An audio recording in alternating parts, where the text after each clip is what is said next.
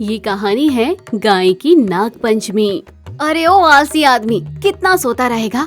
कुछ तो काम धंधा कर लिया कर। दुनिया कहाँ से कहाँ पहुँच गई है। अरे क्या हुआ रेनू, क्यों चिल्ला रही हो? ले मुन्ना 5 रुपए ले और बाहर जाकर कुल्फी खा। अब बताओ क्यों चिल्ला रही हो तुम? तुम्हें समझ नहीं है मुन्ना के सामने कितना चिल्लाती हो? चिल्लाओ नहीं तो क्या करूं? तुम काम ही ऐसे करते हो। जाओ जाकर अपने बड़े भाई को देखो, एक और नया ट्रैक्टर खरीद लिया है, लाखों कमाता है महीने का। और एक तुम हो, दिन का 100 रुपए तक कमाने के लायक नहीं हो। पूरा पूरा दिन सोते रहते हो। न जाने तुमने सोच क्या रखा है। अरे पागल औरत, अगर मैं सोता भी हूँ तो बहुत सोच समझ कर सोचो जरा। बड़े भाई साहब की तो कोई संतान है नहीं, तो वो किसके लिए कमा रहे हैं? सब कुछ एक दिन हमारा ही होगा। तुम तो बस बातें ही करते रहते हो। बातें करने से सब कुछ कैसे हासिल होगा? चलो भाई, आज ही बड़े भाई साहब के यहाँ बहाने से कुछ दिन रहने के लिए जाते हैं और धीरे धीरे सारी जायदाद अपने मुन्ना के नाम करवा लेंगे। भोला और सोहम दोनों सगे भाई थे। भोला बहुत ही होनहार और पढ़ा लिखा था। वो और उसकी पत्नी अपनी मेहनत से अच्छा कारोबार कर रहे थे। वहीं सोहम एक नंबर का निकम्मा था, सिवाय आलस और जलने के। उन दोनों पति पत्नी को कुछ नहीं आता था। 10 साल पूरे होने के बाद भी भोला की कोई संतान नहीं थी। वहीं सोहम का एक 5 साल का बेटा था। अरे रेनू और सोहम, मुझे बहुत खुशी हुई कि तुम इतने दिनों बाद घर आए। अब तो मैं तुम्हें कुछ दिनों तक भेजूंगी ही नहीं। चलो इसी बहाने में मुन्ना के साथ कुछ दिन खेल लूंगी। हाँ हाँ भाभी, तो हम कौन सा यहाँ से जा रहे हैं, हम तो यहीं रहेंगे। लक्ष्मी मुन्ना के साथ खुश होकर खेलती है। मेरे मुन्ना के साथ खेल तो ऐसे रही है जैसे मुन्ना इसी का ही हो। अगर इतना ही प्यारा है तो कर क्यों नहीं देती अपनी सारी जायदाद मेरे मुन्ना के नाम। राधा, मैं नाग देवता की मंदिर पूजा करने जा रही थी, क्या तुम मेरे साथ चलोगी? हाँ मालकिन, चलिए, मुझे भी मंदिर गए हुए बहुत दिन हो गए हैं। अरे जीजी, तुम क्या हर रोज इस गाय को अपने साथ मंदिर लेकर जाती हो क्या? अब क्या जरूरत है इसको साथ ले जाने की? मैं हूँ ना, अब से मुझे साथ ले जाया करो। अरे नहीं रेनू, ऐसी बात नहीं है, तुम भी रोज मेरे साथ चलना। लेकिन राधा की बात ही अलग है। राधा बोलने वाली गाय है। उसने हमेशा मेरी भावनाओं को और बातों को समझा है और वो मेरे परिवार की ही सदस्य जैसी है। लक्ष्मी अपनी राधा गाय से बहुत प्रेम करती थी। राधा का एक छोटा सा बछड़ा था। लक्ष्मी के साथ भोला भी राधा और उसके बछड़े से बहुत प्रेम करता था और जब भी समय मिलता वो भी लक्ष्मी के साथ मिलकर उनकी सेवा किया करता था। न जाने क्यों मुझे मालकिन की देवरानी की नियत कुछ ठीक नहीं लग रही है। नाग देवता, मेरी पूजा को स्वीकार करो। आपने मेरे घर में किसी चीज की कमी नहीं रखी है, तो फिर संतान की कमी क्यों? मेरी सोनी गोद भर दीजिए ना नाग देवता। वो तो कभी भी नहीं होगा, तुम्हारी कोई संतान नहीं होगी और तुम्हारी पूरी जायदाद का मालिक मेरा ही बेटा बनेगा। हाँ जीजी, तुम खुद को संतानहीन क्यों समझती हो? मेरा मुन्ना भी तो तुम्हारा ही बेटा है ना। हाँ रेनू, तुम सही कह रही हो, मुन्ना मेरा भी बेटा है। शाम के भोजन के समय जब सब खाना खाने बैठते हैं तब सोहम अपने बड़े भाई से बात करते हुए कहता है, अरे भाई साहब, मैं क्या करता कि आपने तो इतनी धन दौलत कमा रखी है और लोगों की बहुत बुरी नजरें आपकी दौलत पर हैं। इसीलिए मैं कह रहा था, आपको जायदाद संभालने वाले एक वारिस की जरूरत है। अगर आप बुरा ना माने तो मुन्ना आपका वारिस बन सकता है, जो आगे चलकर आपकी सारी संपत्ति को संभालेगा। अरे सोहन, तुम ऐसा क्यों सोचते हो? अभी तो मैं सब देख और संभाल सकता हूँ। तुम मेरे भाई हो ना, इसलिए चिंता कर रहे हो। व्यर्थ में इतनी चिंता ना करो, सब ठीक हो जाएगा। हाँ भाई साहब, आप ठीक कह रहे हैं। अरे ओ कुंभकर्ण, तुम्हें फिर से सोने की पड़ी है? तो और क्या करूं, अब सोना भी छोड़ दूं? लगता है तुम्हारे भाई और भाभी ऐसे नहीं मानने वाले हैं। हमें अब किसी दूसरी तरकीब को अपनाकर सारी जायदाद हासिल करनी होगी। नहीं तो ऐसे वो हमें अपनी जायदाद में से एक फूटी कौड़ी भी नहीं देने वाले। कुछ दिनों बाद नाग पंचमी आने वाली थी और हर साल गांव वाले नाग पंचमी का त्योहार बड़े धूमधाम से मनाते हैं। वहीं लक्ष्मी भी नाग देवता की बहुत बड़ी भक्त थी। उसे अपने नाग देवता पर पूरा भरोसा था कि वो उसकी सूनी गोद को एक दिन जरूर भरेंगे। लक्ष्मी भागती हुई घर आती है और अपने पति से कहती है, सुनिए जी, मैं बहुत अच्छी खुशखबरी लेकर आई हूँ। अभी मंदिर के पुजारी जी बता रहे थे कि इस साल की नाग पंचमी संतानहीन औरतों के लिए वरदान बनकर आएगी। नाग पंचमी के दिन अगर संतानहीन औरतें नाग देवता को मुहूर्त के समय दूध पिलाएगी तो नाग देवता संतान होने का वरदान देंगे। ये तो बहुत अच्छी बात है लक्ष्मी। जितनी बड़ी भक्त तुम नाग देवता की हो, मुझे उम्मीद है वो जरूर तुम्हारी सूनी गोद एक दिन भर देंगे। जब ये बात सोहम और रेनू सुनते हैं तो उन्हें ये बात हजम नहीं होती। सुनो रेनू, नाग पंचमी के दिन तुम्हें किसी भी हाल में भाभी की पूजा को पूरा नहीं होने देना है। याद रहे, पूजा को भंग करना है। आप सही कह रहे हैं जी। फिर सभी लोग नाग पंचमी का त्योहार धूमधाम से मनाने लगे। मिट्टी के टीलों पे नाग देवता को दूध चढ़ाने लगे। लक्ष्मी ने भी राधा से कटोरा भर दूध चढ़ाने के लिए कहा, राधा चलो पूजा का समय हो रहा है, समय से मंदिर पहुंचकर पूजा करनी है और मेरे लिए दुआ करो कि नाग देवता दूध पी ले और मुझे संतान होने का वरदान दे दे। हाँ मालकिन, आपकी मनोकामना जरूर पूरी होगी। ये चीची भी ना, जैसे इस गाय को हमेशा साथ ले जाना बहुत जरूरी होता है। मंदिर पहुंचकर सभी निसंतान औरतों ने नाग देवता पर दूध चढ़ाया, लेकिन जैसे ही लक्ष्मी की बारी आई, लक्ष्मी नाग देवता के मिट्टी के टीले पर दूध चढ़ाने लगती है कि तभी रेनू पूजा को भंग करने के लिए जानबूझकर लक्ष्मी को धक्का दे देती है और दूध का कटोरा नीचे गिरा देती है। दूध का कटोरा मिट्टी का था, इस वजह से वो टूटकर बिखर जाता है। मुझे माफ करना जीजी, मैंने जानबूझकर नहीं किया। रेनू, ये तुमने क्या किया? मेरी आखिरी उम्मीद को भी बुझा दिया। लगता है भगवान भी यही चाहते हैं कि मेरी कोई संतान ना हो। मुझे तो पहले ही शक था कि मालकिन की देवरानी कुछ ठीक नहीं है। वो कभी भी नहीं चाहेगी कि मालकिन की संतान हो। बेचारी मालकिन कितना रो रही है। लगता है अब मुझे ही कुछ करना होगा। अब मैं जाकर उन्हें क्या जवाब दूंगी? वो पूरी उम्मीद लगाए बैठे थे कि मेरी पूजा सफल होगी। मालकिन आप रोइए मत, मुहूर्त के मुताबिक आपकी ओर से नाग देवता पर जरूर दूध चढ़ेगा और नाग देवता खुद दूध पीने आएंगे। लेकिन कैसे राधा? राधा कटोरे का टूटा हुआ एक टुकड़ा उठाती है और उसमें अपना दूध निकालती है। फिर दूध मिट्टी के टीले पर नाग देवता के लिए वो चढ़ा देती है। प्रणाम नाग देवता, कि दूध मेरी मालकिन की ओर से स्वीकार करिए और उन्हें संतान होने का वरदान दीजिए। तभी देखते ही देखते थोड़ी देर में चमत्कार हो जाता है। उस मिट्टी के टीले में से नाग देवता बाहर आते हैं और लक्ष्मी की ओर से चढ़ाए हुए दूध को वो पी लेते हैं। ये देखकर लक्ष्मी और राधा बहुत प्रसन्न होती है। वहीं रेनू को बहुत बुरा लगता है। वो उल्टे पांव वहाँ से भाग जाती है। ये तो जैसे साक्षात नाग देवता ने मुझे दर्शन देकर संतान होने का वरदान दे दिया है। मैंने कहा था ना मालकिन, आपकी पूजा जरूर सफल होगी। ये सब तुम्हारी वजह से मुमकिन हुआ है राधा, तुम्हारा बहुत बहुत धन्यवाद। देखते ही देखते थोड़े ही दिनों में लक्ष्मी गर्भ से हो जाती है और लक्ष्मी एक प्यारी सी बच्ची को जन्म देती है। ये देख सोहम और रेनू बहुत जलते हैं और अपना सामान बांधकर वहाँ से जाने लगते हैं। अरे सोहम, रेनू, तुम लोग कहाँ जा रहे हो?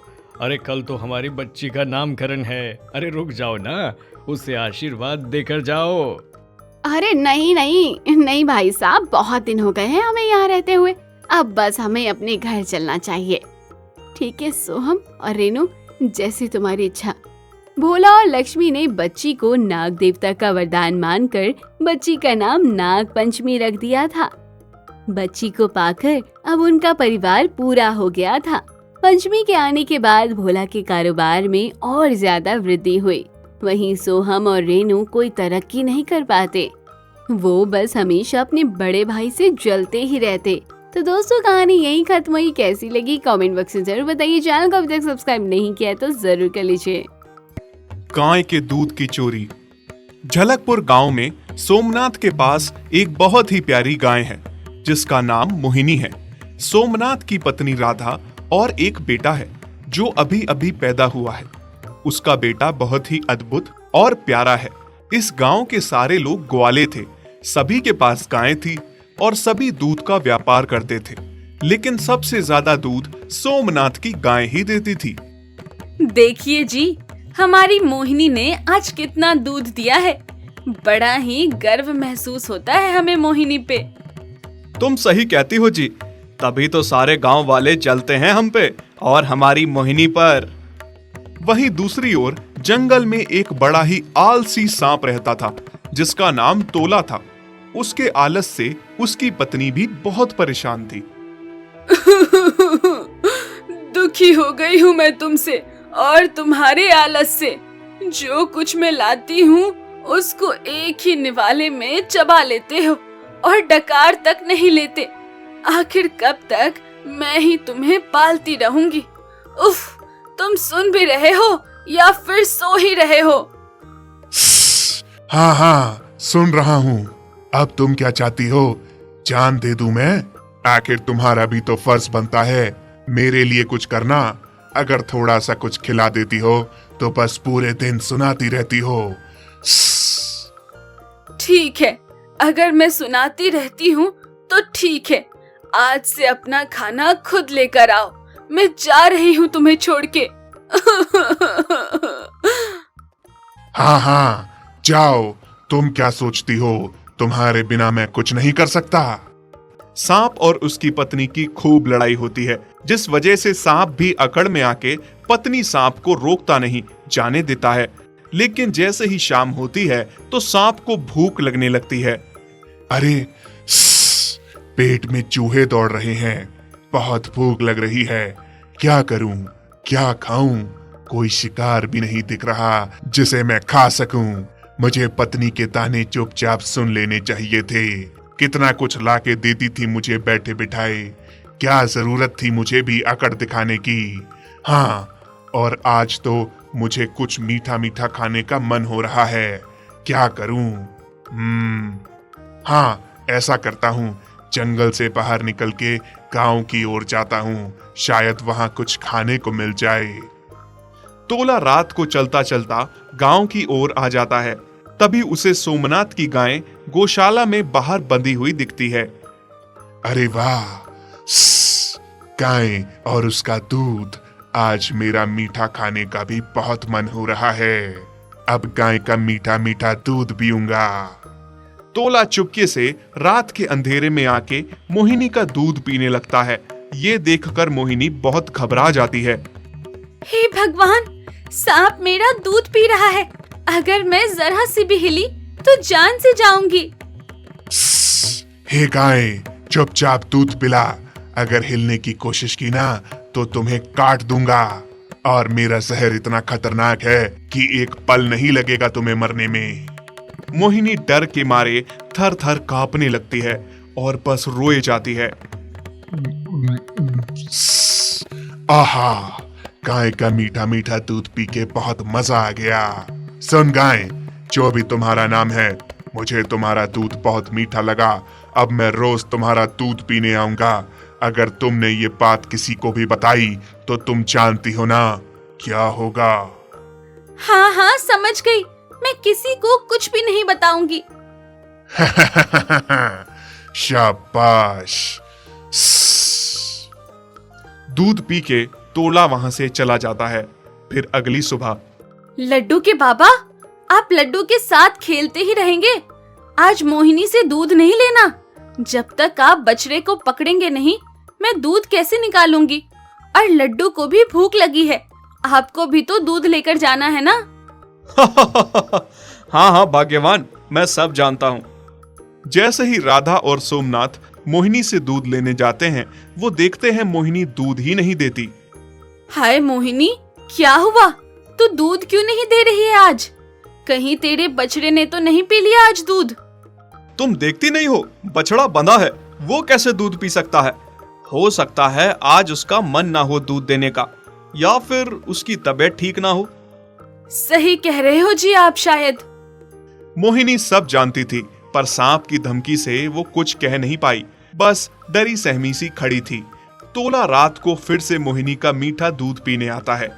ये सांप तो फिर से आ गया है। भगवान, क्या करूं मैं?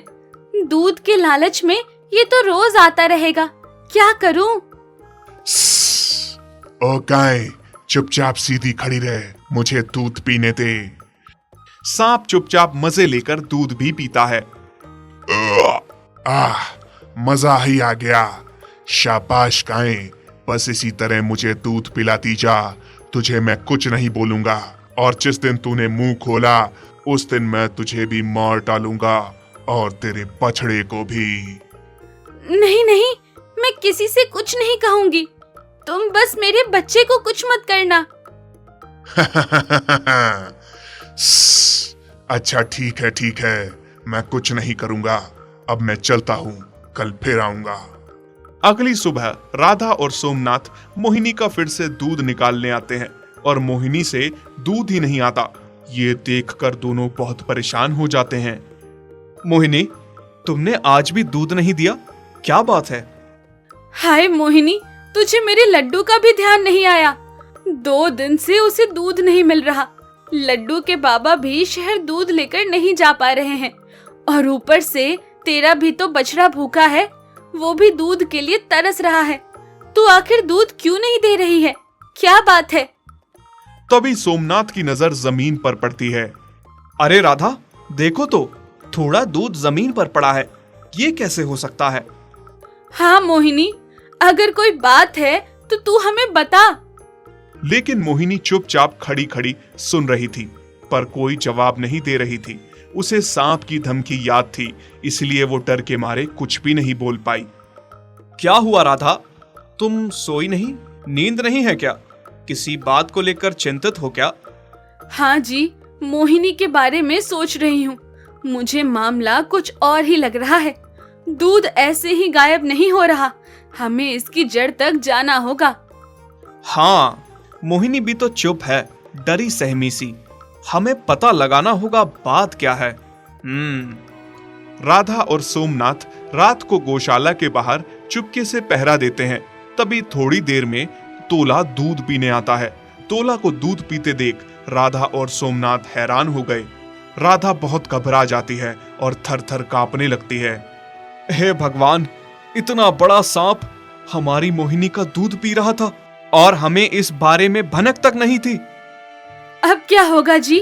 कैसे हम अपनी मोहिनी को इस सांप से बचाएंगे? तोला मजे से दूध पी के निकल जाता है। फिर राधा और सोमनाथ मोहिनी के पास आते हैं और मोहिनी को प्यार देने लगते हैं।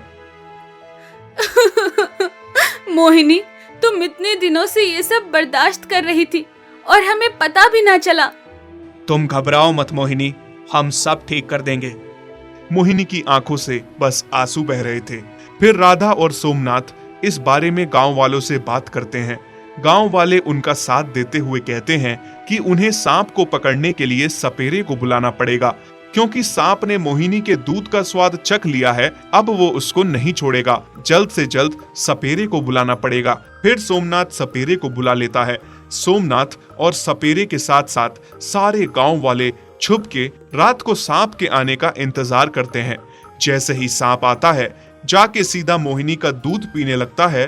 तभी सपेरा बीन बजाने लगता है। अरे ये क्या हो रहा है? ये बीन कौन बजा रहा है? सांप जंगल की ओर भागने लगता है, पर सपेरा भी बीन बजाता बजाता उसके पीछे चलता है। फिर एक जगह सांप बीन की आवाज से मदहोश हो जाता है और सपेरा उसको हाथ में पकड़ लेता है। छोड़ दो मुझे, माफ कर दो, मैं दोबारा यहाँ नहीं आऊंगा। आज के बाद किसी भी गाय का दूध चोरी नहीं करूंगा। माफ कर दो मुझे। फिर सपेरा सोमनाथ और गांव वालों से कहता है, बड़े दिनों से इस सांप की तलाश थी मुझे।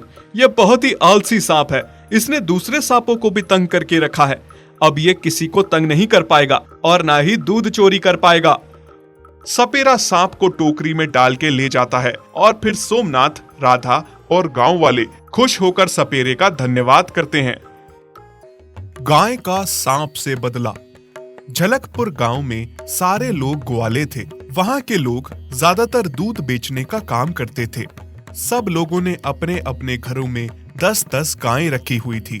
लेकिन इस गांव में सोमनाथ एक लौता इंसान था जिसके पास एक ही गाय थी और वो गाय सब लोगों की 10 गायों के बराबर थी।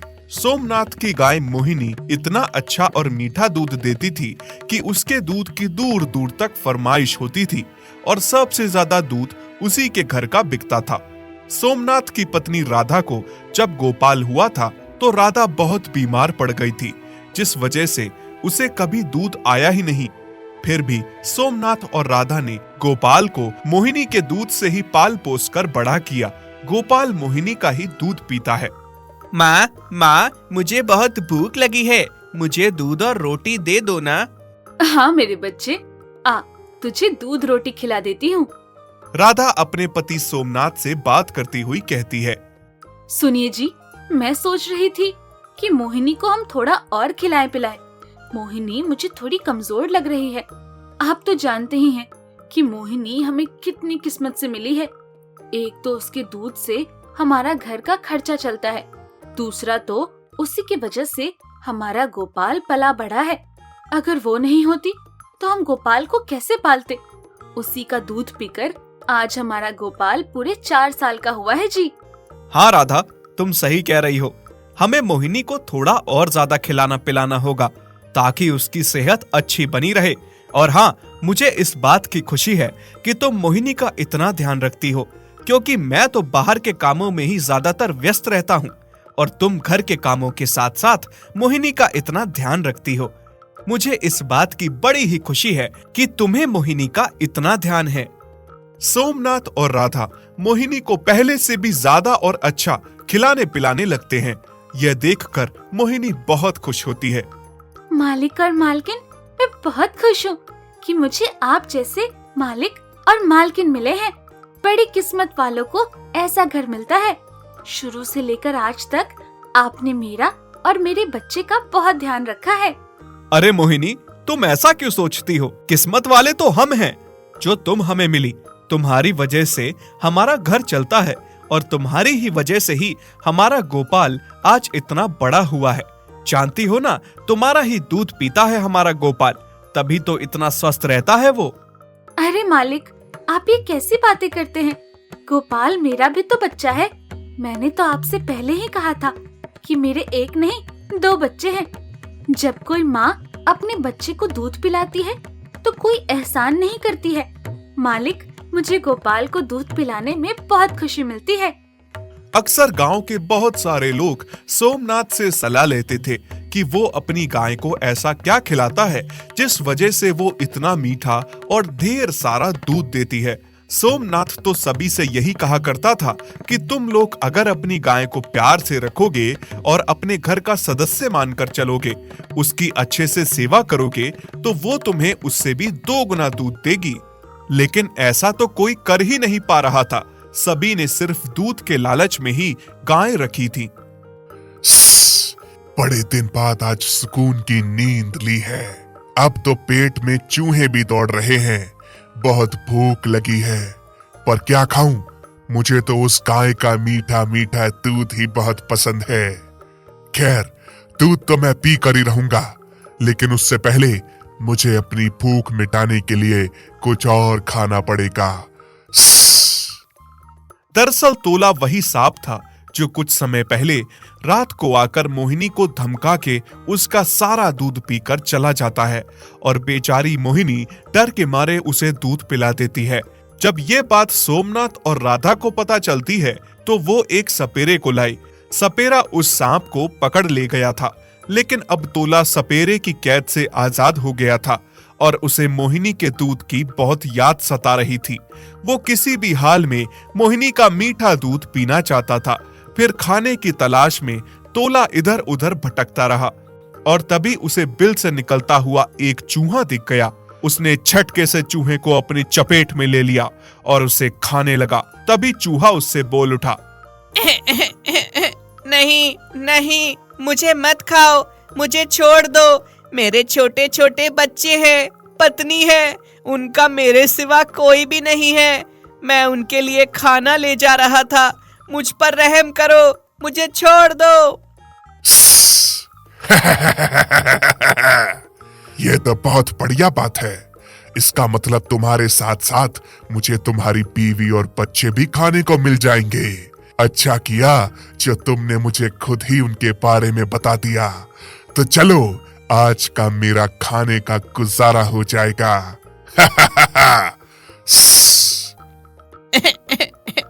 छोड़ दो, मुझे छोड़ दो। अगर तुम मुझे छोड़ दोगे तो मैं जरूर तुम्हारे लिए काम आऊंगा। मैं सारी उम्र तुम्हारा गुलाम बन के रहूंगा, लेकिन मुझे छोड़ दो, मेरी जान बख्श दो। जैसे ही सांप ने चूहे के मुंह से गुलाम बनने की बात सुनी तो तोला सोच में पड़ जाता है। ये चूहा तो मेरा गुलाम बनने की बात कर रहा है। हाँ, वैसे ठीक भी है। इसको और इसके परिवार को अगर मैं खा लूंगा तो मेरा एक ही समय का भोजन निकलेगा, लेकिन अगर इसे मैं नहीं खाऊंगा तो इससे अपने सारे काम ले सकता हूँ। ठीक है, तो मैं तुम्हें और तुम्हारे परिवार को नहीं खाऊंगा, पर जैसा मैं कहूंगा तुम्हें वैसा ही करना पड़ेगा। पर मुझे चूहे पर बिल्कुल भी भरोसा नहीं है। चूहे बहुत ही झूठे और चालाक होते हैं। अगर मैंने तुम्हें अभी जाने दिया तो तुम मुझे दोबारा कभी नहीं देखोगे। इसलिए पहले ही तुम्हें अपने पूरे परिवार को मेरे पास छोड़ना होगा, और उसके बाद जो जो मैं कहूंगा वो तुम्हें करना पड़ेगा, और जहां भोजन होगा वहां जाना पड़ेगा।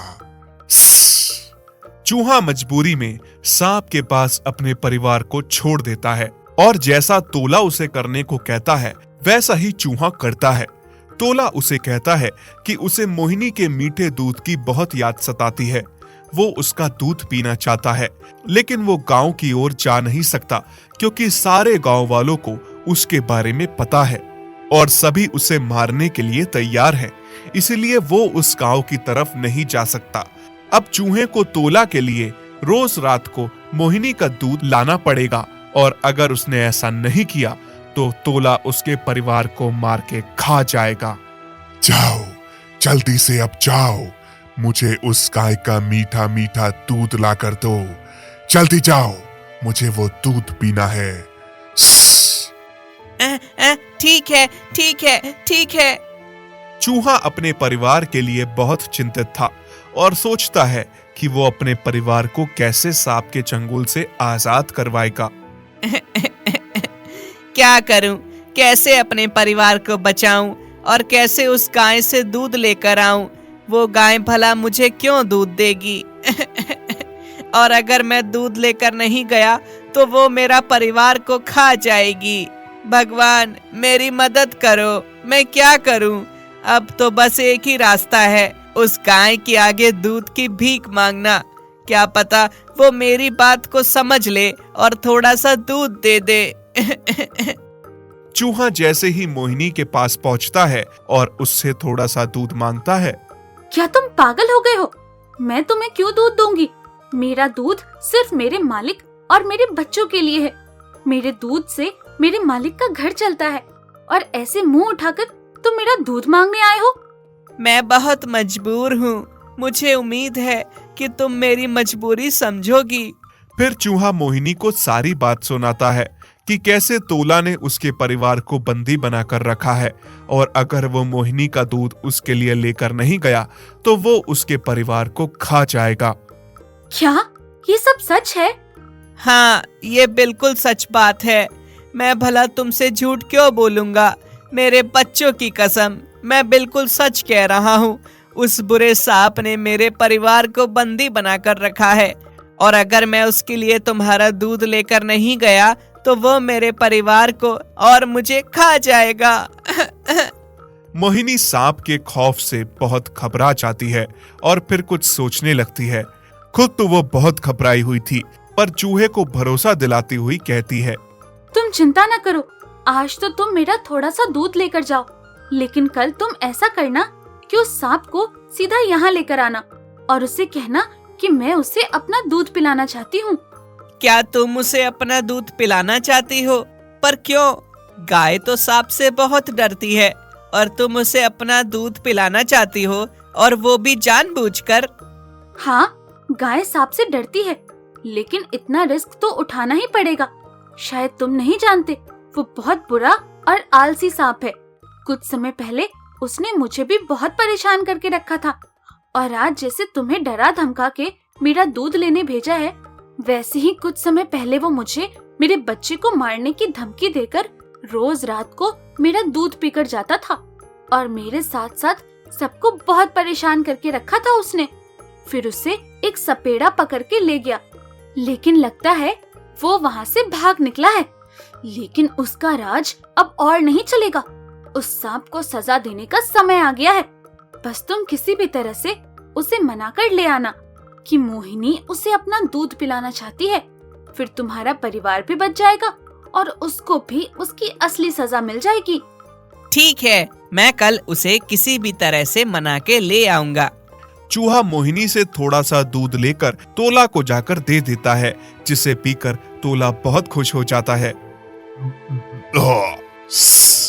मजा आ गया, बहुत दिनों बाद ऐसा मीठा दूध पीने को मिला। चूहे, मैं तुमसे बहुत खुश हुआ। अब बस तुम्हें हर रोज मेरे लिए ऐसे ही उस मोहिनी गाय का मीठा मीठा दूध लाना होगा। अगर तुम ऐसा ही काम करते रहे तो मैं तुम्हारे परिवार को नहीं खाऊंगा, और जिस दिन तुमने काम करने से इनकार किया उस दिन तुम्हारे पूरे परिवार को एक ही निवाले में निगल जाऊंगा और टकार तक नहीं लूंगा, समझे? ठीक है, जैसा तुम कहो। लेकिन सांप भाई, मैं तुमसे कुछ कहना चाहता हूँ। तुम्हें पता है कि मोहिनी गाय तुम्हें खुद अपना सारा दूध पिलाना चाहती है। अब तुम ही कहो कि तुम्हें कटोरे में थोड़ा सा दूध चाहिए या गाय का भर भर के दूध पीना है। अगर तुम्हें गाय का ज्यादा दूध पीना है तो तुम्हें रोज रात को वहां जाकर उसका दूध पीना होगा, और इसके लिए वो तैयार भी है, तुम्हें दूध पिलाना चाहती है। क्या तुम पागल हो गए हो? कोई गाय मुझे अपना दूध पिलाना चाहेगी? गाय तो हम सांपों से बहुत डरती है।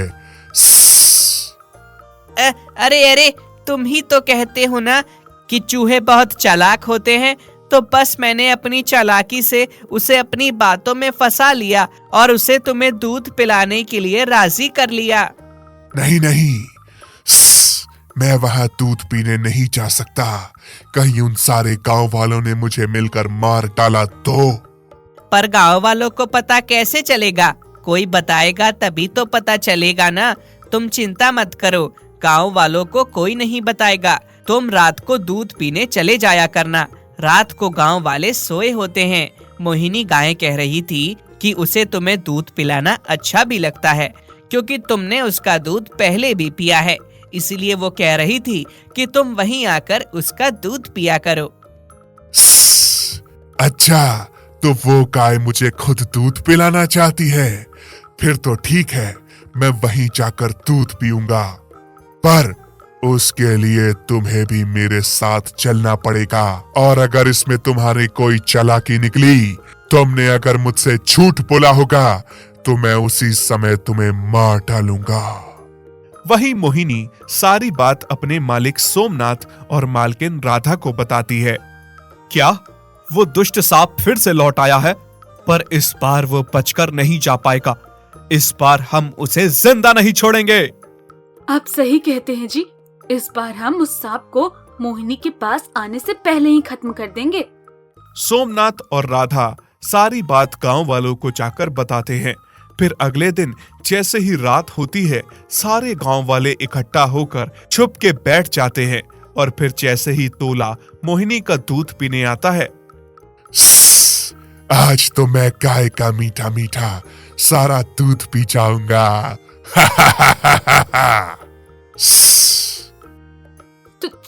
तुम आ गए? दुष्ट सांप, आ तो गए हो, पर इस बार बच के नहीं जाओगे। इस बार तुम्हें कोई सपेड़ा कैद करके नहीं ले जाएगा, क्योंकि तुम हर बार किसी न किसी तरह सपेड़े की कैद से निकल जाते हो, और इस बार तो हम तुम्हें जिंदा ही नहीं छोड़ेंगे। पागल गाय, खुद ही तो मुझे दूध पिलाने के लिए बुलाती हो और फिर मुझे मारने की बात करती हो। चल चुपचाप से मुझे दूध पिला, नहीं तो तुम्हें काट लूंगा।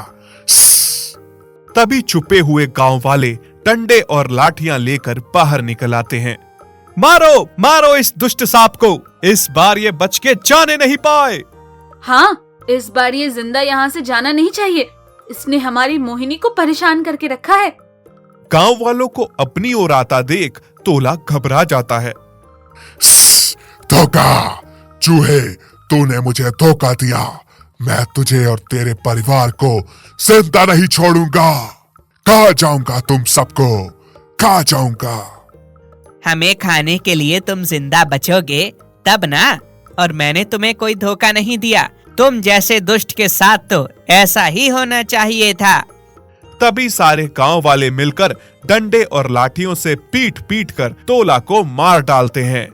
तोला जैसे अघोरी सांप के मरने के बाद मोहिनी और सारे गांव वाले चैन की सांस लेते हैं।